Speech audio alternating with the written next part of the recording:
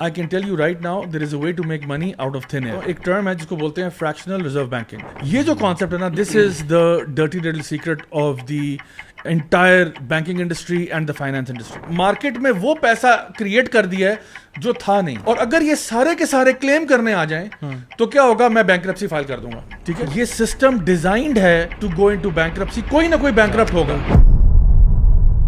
आज से कई साल पहले जब मैं अपने दौरे जहालियत में था तो मैंने एक बैंक के साथ काम किया. उस टाइम पे आई रियलाइज्ड कि जो इंटरेस्ट बेस्ड लेंडिंग होती है ना, उसके साइड इफेक्ट्स क्या हैं. एक टर्म है जिसको बोलते हैं फ्रैक्शनल रिजर्व बैंकिंग. ये जो कॉन्सेप्ट है ना, this is the dirty little secret of the entire banking industry and the finance industry.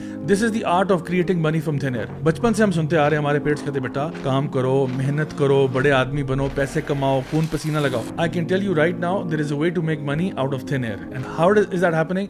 That's happening in the banking sector and this is called fractional reserve banking. So इसकी छोटी सी मिसाल ये है. Imagine करें कि आपने बैंक खोला. Let's suppose कि एक पर्सन ए आया, उसने आपके बैंक में पहली दफा 10 गोल्ड कॉइन्स डिपॉजिट कराए और आपने उसके बदले में उसको ना 10 पर्चियां काट के दे दी, रिसीट्स बेसिकली, जो कि एक लीगल टेंडर है कि ये पर्ची जिस जगह जाओगे कैश हो जाएगी. क्यों?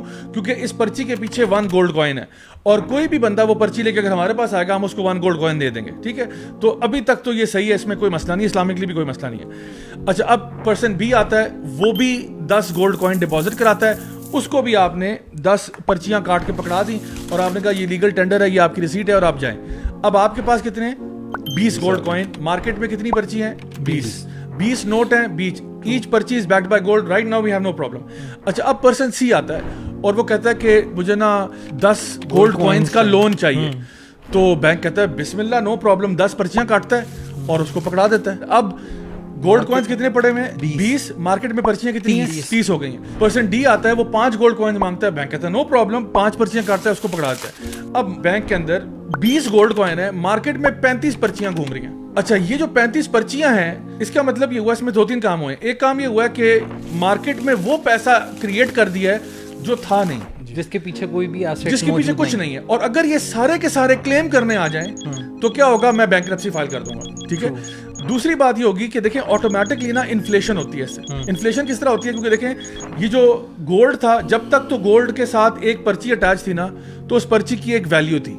लेकिन अब चूंकि पर्चियां मार्केट में ज्यादा हो गई हैं, तो क्या हुआ कि उन पर्चियों की वैल्यू वो नहीं रही जो गोल्ड की वैल्यू है. तो अगर फॉर एग्जांपल अगर मैं आपको 1-1 करोड़ रुपया कैश पकड़ा देता हूं और लेट सपोज कि कोई अल्लाह माफ़ करे कोई ऐसी आफत आती है कि हमें पता चलता है कि जी बाहर कोई ऐसा वायरस आ गया है या कोई ऐसा जंगली जानवर आ गया है कि आप लोग यहाँ बिल्डिंग से बाहर नहीं निकल सकते. आप बाहर निकलेंगे तो सीधे सीधे मरेंगे आप. ठीक है.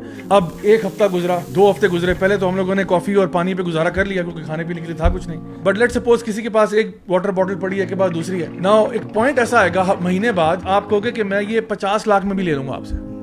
That money doesn't mean anything to you anymore because right now what matters is the commodity itself, जो जिसकी वैल्यू है. ठीक है. तो इनहेरिट वैल्यू उस चीज की है. अब हो ये रहा है कि फ्रैक्शनल रिजर्व बैंकिंग ही कहती है कि हर बैंक के पास एक लिमिट होती है जितना उसको पैसा रिजर्व रखना पड़ता है, और वो आम तौर पे जो लिमिट होती है वो 10% होती है.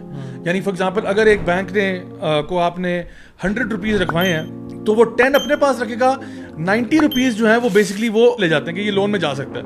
पहली बात. दूसरी बात ये कि जब लोन भी वो देंगे तो लोन जब रिटर्न होगा तो उस पे इंटरेस्ट होगा.